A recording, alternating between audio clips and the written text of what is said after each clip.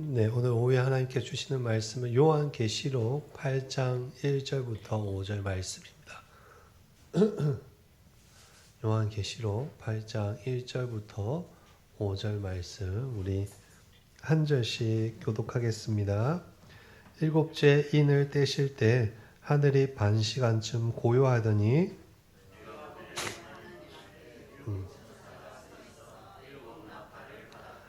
또 다른 천사가 와서 제단 곁에 서서 금 항료를 가지고 많은 향을 받았으니 이는 모든 성도의 기도와 합하여 보좌 앞 금 제단에 드리고자 함이라.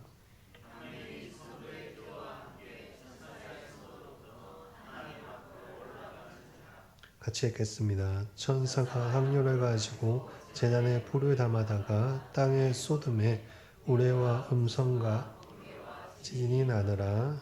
아멘. 우리 옆 사람에게 인사하겠습니다. 오늘 오후에도 은혜 받기 바랍니다. 네, 이렇게 또 오후 예배 오셔서 너무 감사합니다. 또 5월 되면 또 다들 이렇게 밖에 나가서 바람도 쐬고 싶고 주일날 친구도 만나고 싶은데 또 새벽부터 이렇게 예배 오셔서 또 예배 드릴 수 있는 게 참 감사한 것 같습니다. 우리 성도님들 늘 감사합니다. 주 안에서 평온하시고 5월 맞이해서 가정이 행복한 가정이 되시기를 주님의 이름으로 진심으로 축복합니다. 네, 우리가 요한계시록 이제 5장부터 해서 지금까지 이 하나님의 두루마리와 관련해서 어린 양이신 예수님께서 이제 첫 번째 인부터 여섯 번째 인을 떼는 것까지 함께 말씀을 살펴보았습니다. 그리고 이제 일곱 번째 인을 떼시기 전에 중간 계시로서 이제 계시록 7장을 우리가 살펴보았고 하나님께서 직접 인치신 14만 4천의 큰 무리와 그 무리가 어떠한 사람들인지 살펴보았습니다. 이제 8장이 시작되는데요. 이 중간 계시가 끝나고 8장이 시작되면서 이제 어린 양께서 마지막으로 일곱째 인을 떼시는 것을 기록하고 있습니다. 1절 말씀입니다. 우리 같이 읽겠습니다. 일곱째 인을 떼실 때 여기 보시면 일곱 인을 떼시는데 어떠한 현상이 일어나는가 하면 하늘이 반 시간, 즉 30분 정도 고요해지는 현상이 일어났습니다.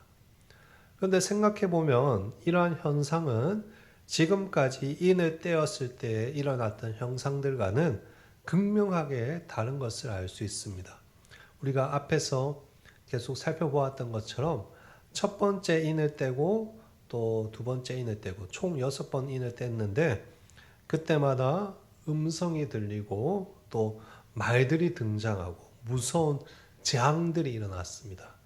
그렇다면 당연히 마지막 인을 뗀다고 한다니 지금까지와는 비교할 수 없을 만큼 대단한 일이 일어나야지 정상이지 않겠습니까?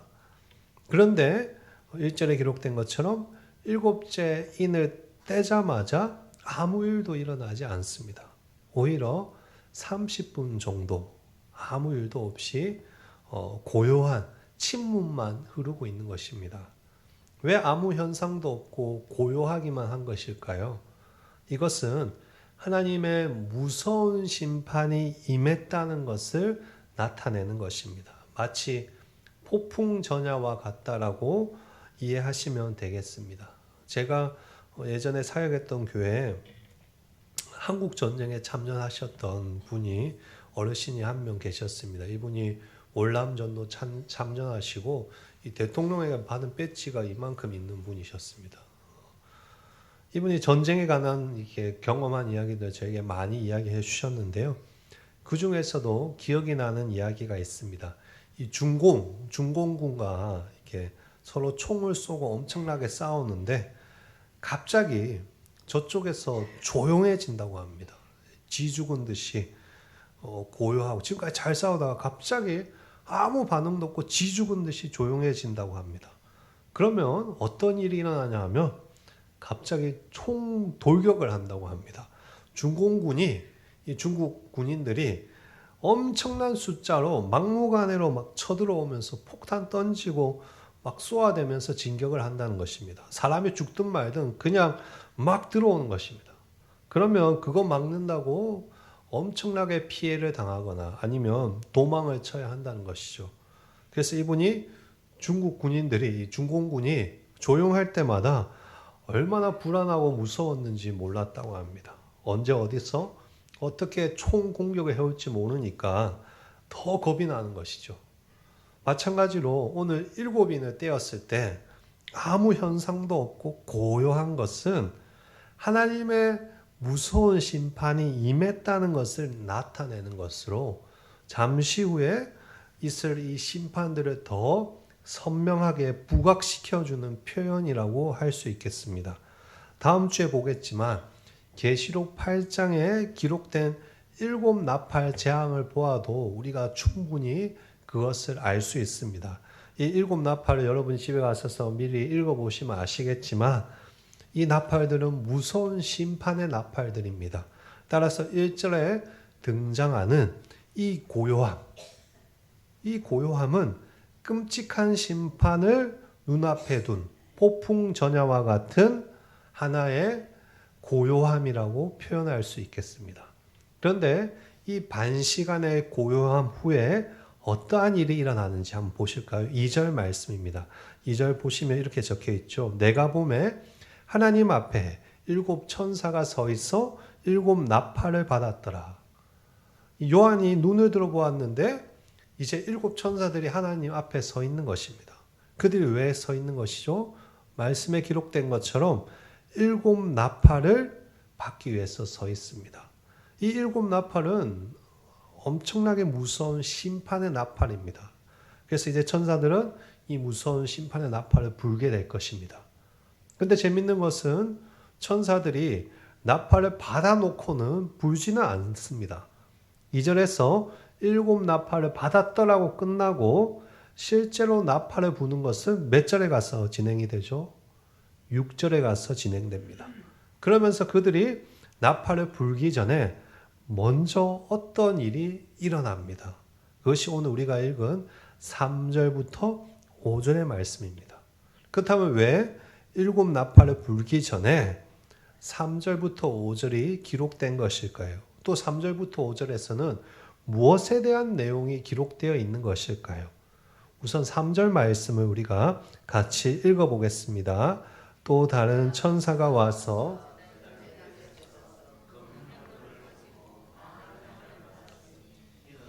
성도의 기도에 합하여 보좌 금제단에 드리고자 합니다. 아멘. 여기 보면 누가 등장하는가 하면 또 다른 천사가 등장합니다. 이 천사가 지금 무엇을 합니까? 제단 곁에 서서 이 금 항료를 가지고 향을 받습니다. 이게 무슨 행동일까요, 여러분? 일단 우리가 알 수 있는 것은 이 향이 기도라는 것입니다. 왜냐하면 우리가 이전에도 이것을 한번 살펴본 적이 있기 때문입니다. 한번 다시 한번 볼까요? 요한계시록 5장 8절 말씀인데요. 우리 한번 띄워주시겠습니까? 같이 읽어보도록 하겠습니다. 또 네, 우리 한번 직접 찾아봅시다. 네, 계시록 5장 8절 바로 앞에 있으니까. 네, 제가 이번 주에 몸이 안 좋아서 이리저리 정신이 없네요. 네, 안 적어놨나 보네요. 네, 같이 읽겠습니다. 그 두루마리를 취하심에 내 생물과 24 장로들이 그 어린 양 앞에 엎드려 각각 검은고와 향이 가득한 금 대접을 가졌으니 이 향은 성도의 기도들이야. 이 향이 뭐라고 돼 있죠? 성도의 기도들이다. 그러니까 지금 이 천사가 제단 곁에서 어떤 행동을 하고 있는가 하면 성도들의 기도를 하나님의 금 항료에 담고 있는 것입니다. 그렇다면 왜 천사가 이 성도들의 기도를 금 항료에 담는 것일까요? 하나님께 드리기 위해서죠. 4절 말씀입니다. 우리 같이 또 한번 읽어보겠습니다. 항년이 성도의 기도와 함께 천사의 손으로부터 하나님 앞으로 올라가는지야. 이것은 무엇을 의미하는 것입니까? 모든 기도가 마지막 때가 되면 이 심판 앞에서 하나도 빠짐없이 하나님께 상달된다는 것입니다. 오늘 본문은 이처럼 성도들이 하나님께 드리는 합당한 기도가 중간에 소멸되거나 사라지는 것이 아니라 아름다운 향이 되어서 하나님 앞으로 올려진다는 것을 우리에게 보여주는 것입니다. 5절 말씀을 같이 한번 읽어볼까요? 같이 읽겠습니다. 천사가 항료를 가지고 제단에 불을 담아다가 땅에 쏟음에 우레와 음성과 번개와 지진이 나더라.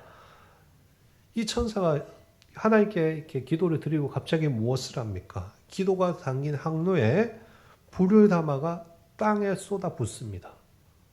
여기서 땅에 쏟아진 불은 하나님께서 성도의 눈물과 아픔의 기도에 대한 응답으로 이 땅에 심판을 행하신다는 것을 의미합니다.